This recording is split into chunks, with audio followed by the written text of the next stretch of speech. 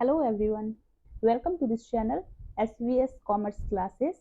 दोस्तों, इस वीडियो में हम RPSC assistant professor business administration का बाकी के बचे हुए क्वेश्चंस को देखेंगे। फर्स्ट पार्ट में हमने 75 क्वेश्चन किए थे। नेक्स्ट 75 क्वेश्चन को करेंगे। तो हम देखते हैं वन बाय वन क्वेश्चंस। यहाँ पे है 76, the framework for establishing good corporate governance and accountability was originally set by the, तो ये किस कमिटी के द्वारा सेट की गई थी? Good governance, corporate good governance, ये जो है ये कैडबरी, इसका जो आंसर हो जाएगा ये है कैडबरी कमिटी। नेक्स्ट देखते हैं हम, board responsibility in corporate governance does not include, board की रिस्पॉन्सिबिलिटी कॉर्पोरेट गवर्नेंस में कौन सी नहीं इंक्लूड होती है? Distance from share holders, evaluate board performance, evaluate corporate strategy, determine executive compensation. तो ये हो जाएगा डिस्टेंस फ्रॉम शेयर होल्डर्स। ठीक है, नेक्स्ट देखते हैं, who among the following has not given a model on corporate social responsibility? CSR की इसमें से कौन है जो जिन्होंने नहीं दिया है? कौन सा मॉडल है? तो ये क्या है ऑप्शन? हलाल, एक्रमैन, माइकल ट्रम्प, कैरोल।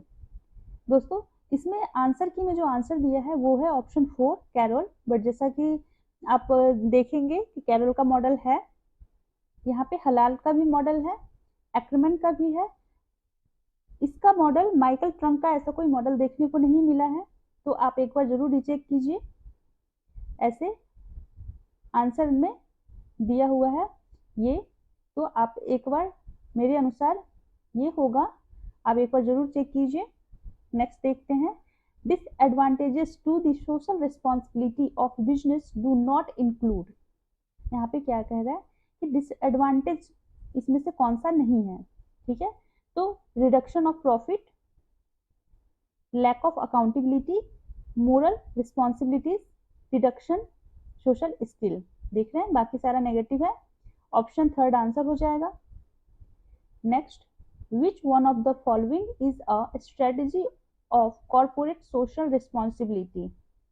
तो कौन सी स्ट्रेटेजी है? Uniformity, philanthropy, volunteerism. इसका आंसर हो जाएगा ऑप्शन 4। नेक्स्ट देखते हैं, which is not a characteristics of corporate social responsibility? कौन सा कॉर्पोरेट सोशल रिस्पॉन्सिबिलिटी की कैरेक्टरिस्टिक्स नहीं है? तो eradicating extreme poverty, promotion of education, environment policies, demote gender equality. यहाँ पे इन्होंने दिया डिमोट करने की नहीं है, प्रमोट करने की है, जेंडर इक्वालिटी। तो यहाँ पे ये हो जाएगा आंसर। नेक्स्ट देखते हैं, a written statement of policies and principles that guide the behaviour of all employees, इसे क्या बोलते हैं? इसे कोड ऑफ एथिक्स बोलते हैं। यहाँ पे क्या है? Guide the behaviour of all employees. Principles होते हैं इसके अंदर, एथिकल डायलेमा तो होगा नहीं, वर्ड ऑफ एथिक्स ऐसा कुछ नहीं है, code of ethics, code of कहा जाता है। नेक्स्ट देखते हैं, X wore an expensive dress to a dinner party and then returned it for a full refund through online shopping platform. Which type of consumer fraud is this? क्या है ये? Basic understanding पे है ये। Return fraud ऐसा नहीं है, friendly fraud भी नहीं है, वार्डरोबिंग एंड प्राइस एंड आर्बिट्रेज। तो यहाँ प्राइस के लिए कुछ प्रॉफिट उन्होंने नहीं ये किया है, वार्डरोबिंग, इसे वार्डरोबिंग कहते हैं। इसका आंसर हो जाएगा ऑप्शन 3। ठीक है, an attempt by a member or former member of an organisation to disclose wrongdoing in or by the organisation, इसे क्या बोलते हैं? इसे कहते हैं विशल ब्लोइंग।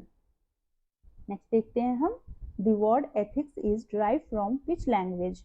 जो एथिक्स वर्ड जो है वो कहाँ से ड्राइव हुआ है, किस लैंग्वेज से ड्राइव हुआ है? तो ये ग्रीक लैंग्वेज है। कौन सा लैंग्वेज है? ग्रीक। नेक्स्ट देखते हैं हम, the first descriptive book on business ethics was published in dash by dash. तो कब पब्लिश हुआ और किसके द्वारा? तो फर्स्ट एथिक्स का जो बुक है ये 1937 शार्प एंड फॉक्स के द्वारा पब्लिश किया गया था। ठीक है, नेक्स्ट देखते हैं, when two brand names are featured on a single product, उसे क्या बोलते हैं? को ब्रांडिंग। ठीक है, देखते हैं, एज ये सब क्वेश्चन यूजीसी में, ये को ब्रांडिंग, डबल ब्रांडिंग, इससे क्वेश्चन यूजीसी का प्रीवियस ईयर में बहुत बार पूछे गए हैं।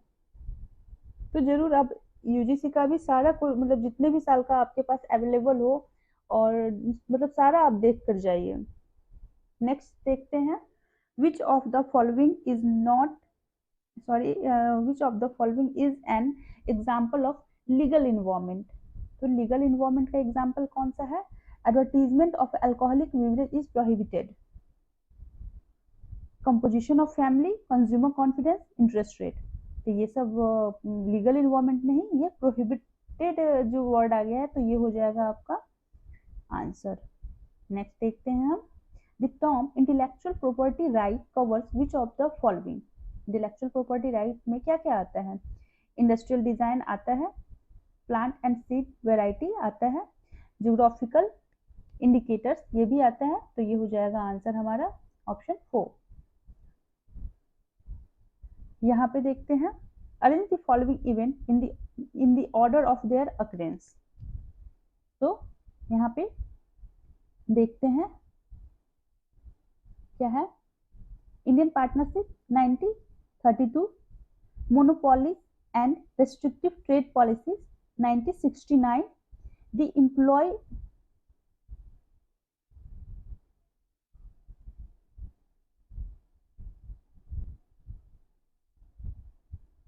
एम्प्लॉय प्रोविडेंट फंड एक्ट, ये हो जाएगा 1952, एंड इंडस्ट्रियल डिस्प्यूट एक्ट 1947। ठीक है, तो इसे हमें अरेंज करना। तो सबसे पहले कौन सा हो जाएगा? ये हो जाएगा 32A, उसके बाद आ जाएगा 47D, उसके बाद C एंड देन B। तो इसका आंसर हो जाएगा option A।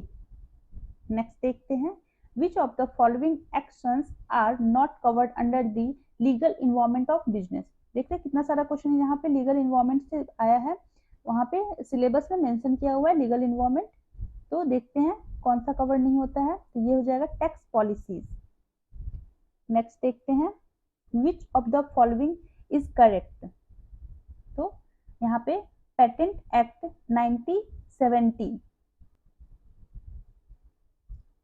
Copyright act 97 and trademark act 1995, design act 1998। इसमें से कौन सा सही है? ये सही हो जाएगा 1970। कॉपीराइट कब आया था? 1957, ट्रेडमार्क 1999 एंड डिजाइन 2000। ठीक है, तो देखिए नेक्स्ट देखते हैं question, when was the water pollution prevention and control act passed. तो ये हो जाएगा इसका आंसर, ये 74 में हुआ था, यहाँ पे सेम डेट रखा है, तो डेट याद कर लीजिए, हो सकता है कभी डेट चेंज कर दे और ईयर सेम कर दे। तो 23 मार्च 1974। नेक्स्ट है, environment protection act provide the protection and the prevention of hazards to, क्या है यहाँ पे? Human beings, plants, property and all of the above. ये सब डायरेक्ट क्वेश्चन है, ये सब सेक्शंस और ये टॉपिक्स दिए हुए हैं सिलेबस में। नेक्स्ट देखते हैं, which one of the following is not true about objective of national conservation strategy and policy statement on environment and development। तो इसका आंसर दिया है ऑप्शन 4। नेक्स्ट देखिए, the Central Pollution Control Board constituted under the Prevention and Control of Air Pollution Act 1980। यहाँ पे year याद कर लीजिए, 1980 है air pollution. Is mention in which section? इसका करेक्ट आंसर हो जाएगा ऑप्शन 3। इन सब पे डिटेल वीडियो में चैप्टर वाइज बना दूंगी, तो आप उसे जरूर देखिएगा। सेक्शंस कितने हैं, जिसमें कम सेक्शंस है वहां पे सेक्शन से क्वेश्चंस आ रखे हैं। Next, which section of the environment protection act 1986 the term environment pollution is defined?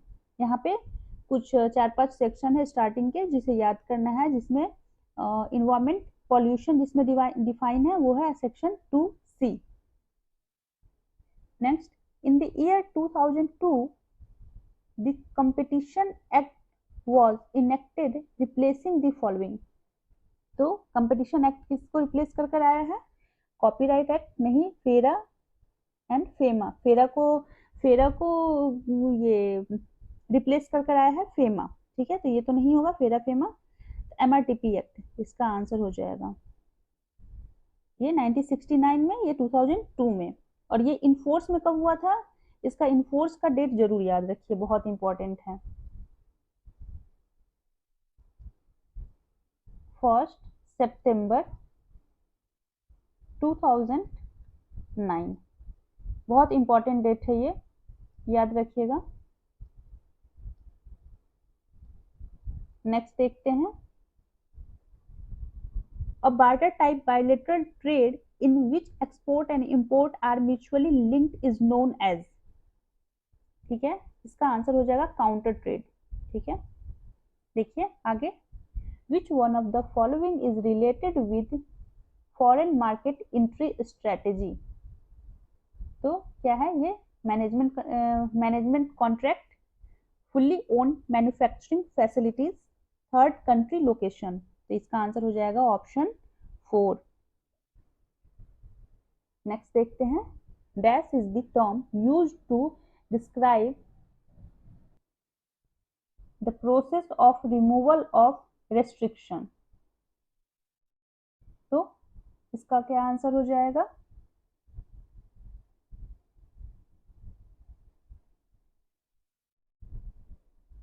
process of removal of restriction in the term used to describe process of removal of restriction।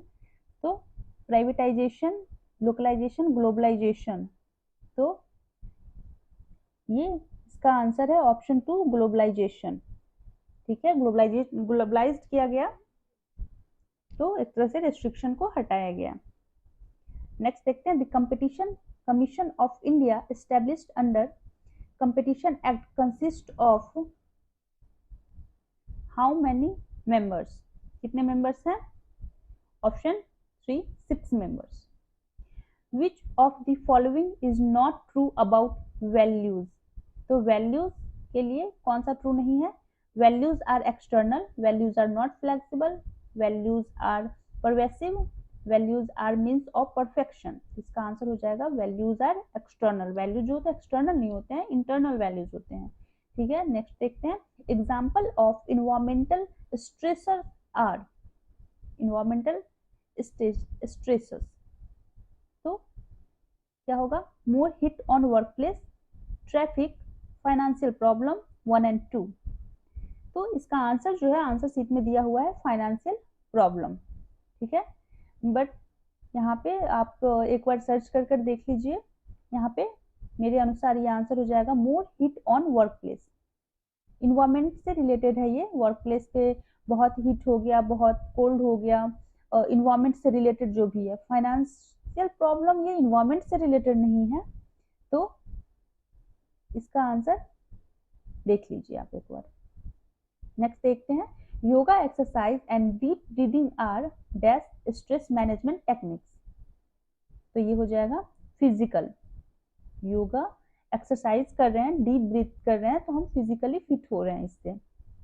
Next देखते हैं, which of the following statement is not a salient idea that thought of Indian ethos in management?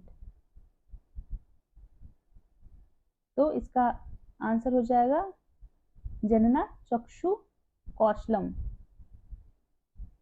Next देखते हैं, liberation from the cycle of life and death means, मतलब जीवन और मृत्यु के चक्र से मुक्ति, मतलब जीवन और मृत्यु के चक्र से मुक्ति क्या कहलाता है? मोक्ष। कहते हैं मोक्ष प्राप्त कर गया। तो मोक्ष तब होता है जब दोनों से हट जाते हैं लोग। निर्वाणा नहीं होता है, इनर पीस नहीं, स्पिरिचुअलिटी नहीं। नेक्स्ट देखते हैं, इसका आंसर हो जाएगा option 2, the most suitable type of entrepreneur for a developing economy like India. तो क्या है? बोल रहा है भारत जैसे विकासशील अर्थव्यवस्था के लिए सबसे उपयुक्त उद्यमी का प्रकार है इमिटेटिव। इसका आंसर हो जाएगा। नेक्स्ट देखते हैं,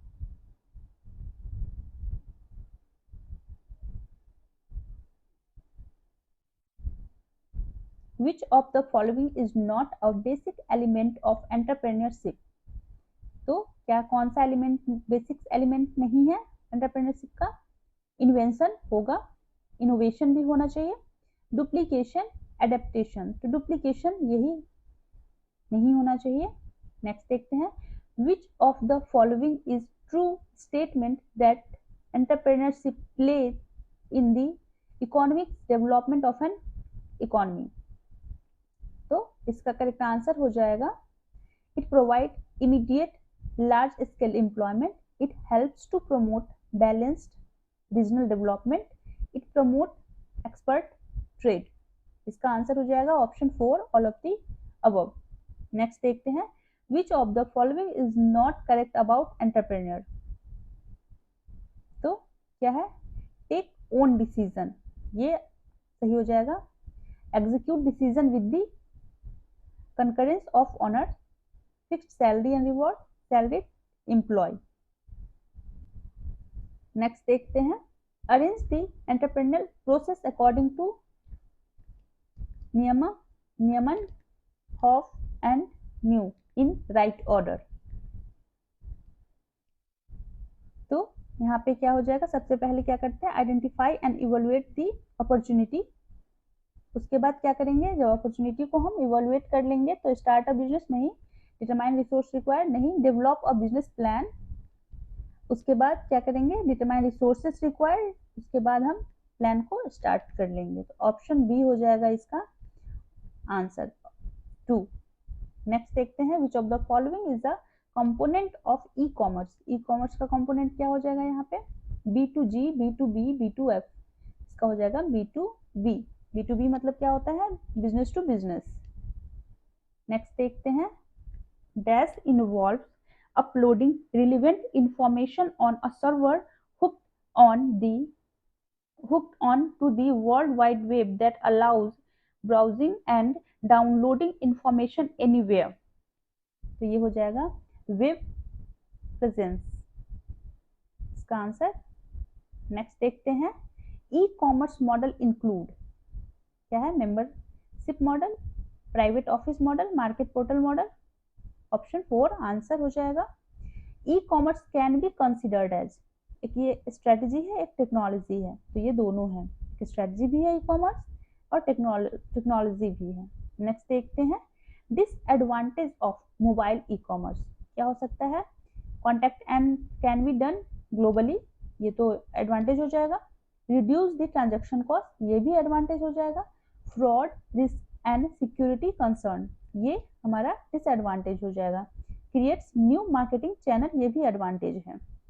नेक्स्ट देखते हैं, section 2J of Indian contract act related to, तो ये है वॉइड कॉन्ट्रैक्ट से related.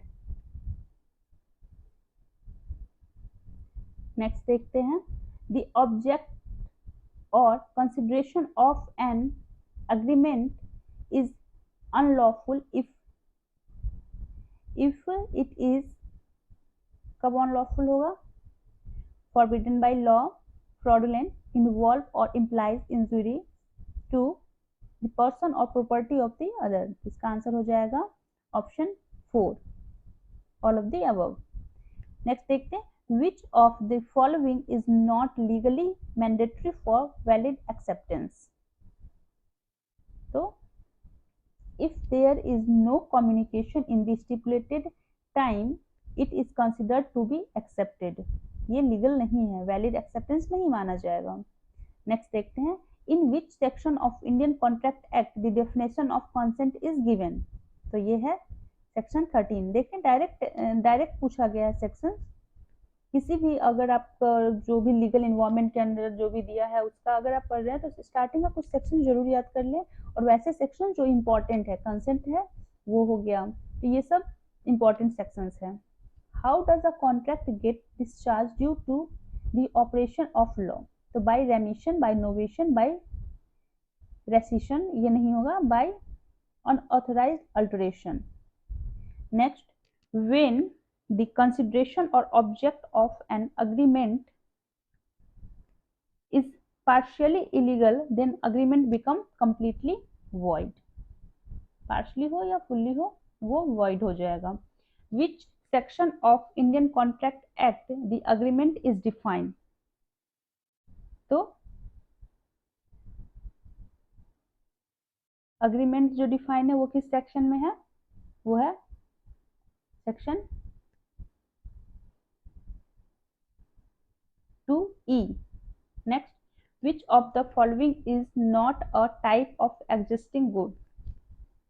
Existing good, ascertain, specific and unascertain.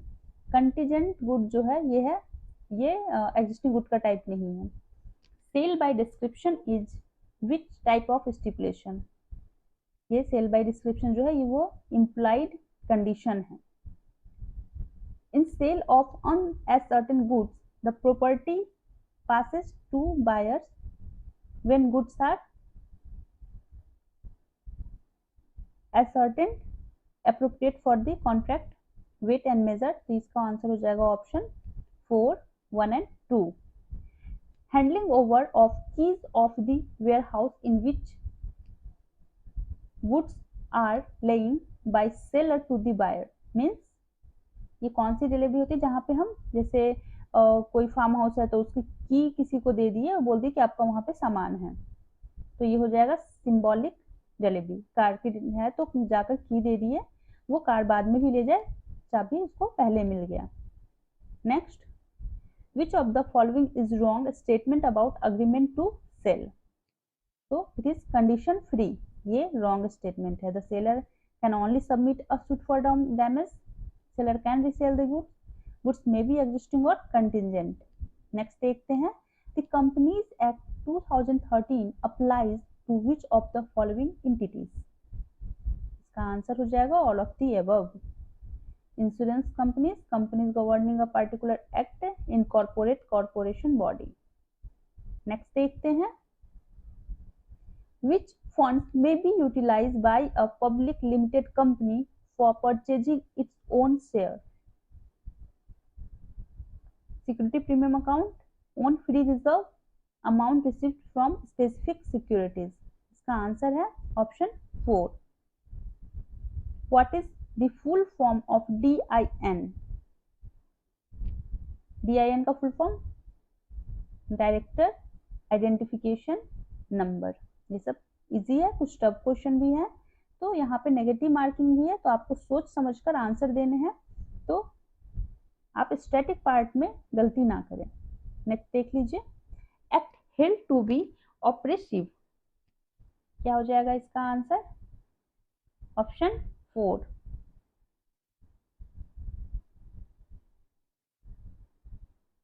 Next देखते हैं, which statement is false regarding dissolution of a company? A company dissolution order can also be placed before winding up order. Next, the dissolution of company is decided by the tribunal. सही है. With dissolution, appointment of company liquidator ends. The suit cannot be filed after the dissolution of the company. इसका answer हो जाएगा option 1. ये नहीं हो सकता. Next, which one of the following is not the content of memorandum of association? ठीक है, तो मेमोरेंडम ऑफ एसोसिएशन में जो कंपनी से रिलेटेड वो उसमें होता है, कंपनी के objective clause, register office clause, board of director clause नहीं होता है वहां पे, ठीक है। तो इसका आंसर हो जाएगा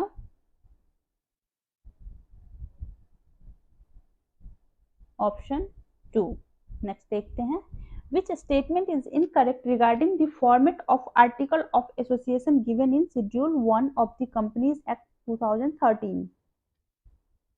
कौन सा सही इनकरेक्ट बोल रहे हैं, तो ये हो जाएगा इनकरेक्ट। टेबल है वहां पे आप देख लीजिएगा, 1956 में कंपनीज एक्ट 1956 में ए टू ई तक है, यहाँ पे एफ से है। तो आप एक बार टेबल को जरूर लर्न कर ले, क्योंकि डायरेक्ट मैच का क्वेश्चन आ सकता है, या इस तरह से दे दे। नेक्स्ट देखते हैं, a prospectus which does not include complete particular of the quantum or price of securities include therein is known as। तो इसे क्या बोलते हैं, इसे बोलते हैं red hearing prospectus. which of the following traces the characteristics of share। क्या है, कौन सा हो जाएगा, share is considered movable property after the issue share comes in the definition of goods। ये गुड्स की तरह एक्सचेंज हो सकता है, सेल हो सकता है, इसीलिए इसको बाद में गुड्स की कैटेगरी में भी डाला गया है। नेक्स्ट देखते हैं, extra ordinary general meeting is type of. ये क्या बोल रहा है, एक्स्ट्रा ऑर्डिनरी जनरल मीटिंग, ये किनके द्वारा बुलाया जाता है, शेयर होल्डर्स की मीटिंग है, तो ये हो जाएगा शेयर होल्डर्स। नेक्स्ट देखते हैं, which of the following statement is included in the report of board of directors. तो इसका हो जाएगा number of meeting held by the board of director, statement of loan, statement of directors liability. इसका correct answer option 4। Next देखते हैं, the formal written records in physical or electronic form of the proceedings of any meeting is called. इसको minute बोलते हैं, ठीक है। Next देखते हैं, notice of statutory meeting should be given with a period not less than. इसको ये है 21 डेज से कम नहीं होना चाहिए। नेक्स्ट देखते हैं, with in how many days each company has to call the first meeting of its board of directors from the date of incorporation of company। तो ये हो जाएगा, इसका आंसर हो जाएगा 30 डेज। कंपनीज एक्ट उसमें डायरेक्ट दे रखा है, तो वो हमें पढ़ना है। अब देखिएगा, इसका फुल चैप्टर आने वाला है, तो जरूर देखिएगा। नेक्स्ट देखते हैं, which of the following under the general fund of the trade union. कौन सा होगा जनरल फंड,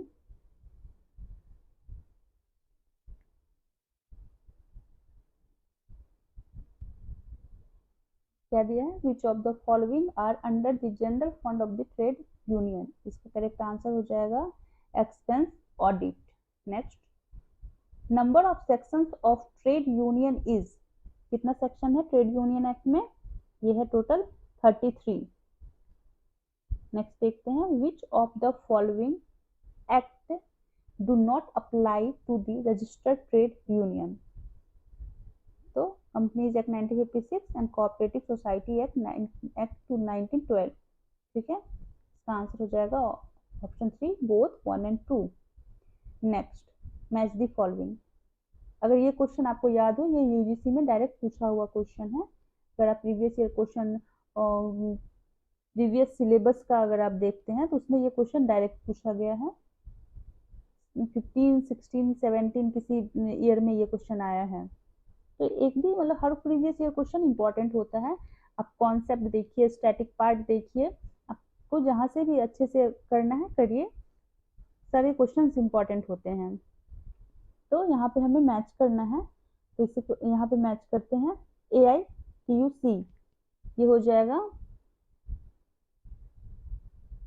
2, INTUC ये हो जाएगा ऑप्शन 4, BMS ये हो जाएगा 1 एंड CITU ये हो जाएगा 3। नेक्स्ट, इसका आंसर हो जाएगा ऑप्शन 1। नेक्स्ट देखते हैं, which of the following statement is correct with reference to the Indian trade union act 1920 यहाँ से आप ईयर याद कर लीजिए कि ट्रेड यूनियन एक्ट जो है ये है 1926। यहाँ पे पूछा है करेक्ट क्या है। It registered labour union become a corporation body, it can be permanent or temporary, labour union can also be created from a federation of 2 or more labour unions, and fourth all of the above answer हो जाएगा। According to the wage payment act which of the following is not considered as deduction? तो